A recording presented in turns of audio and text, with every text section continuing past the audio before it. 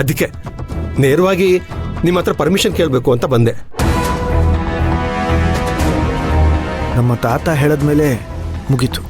ಮತ್ತೆ ನೀವು ನನ್ನ ಹತ್ರ ಅನುಮತಿ ತಗೊಳ್ಳೋ ಅವಶ್ಯಕತೆ ಇಲ್ಲ. ಸರ್, ಇದು ನಿಮ್ಮ ಮನೆನೇ ಅಂತ ಅನ್ಕೊಳ್ಳಿ. ಎಲ್ಲಿ ಚಿತ್ರೀಕರಣ ಮಾಡಬೇಕು ಅಂತ ಅನ್ಸುತ್ತೋ ಮಾಡ್ಕೊಳ್ಳಿ. ನಮಗೇನು ಅಭ್ಯಂತರ ಇಲ್ಲ. ಆಹಾ, ದೊಡ್ಡ ಮನೆ, ದೊಡ್ಡ ಮನಸ್ಸು.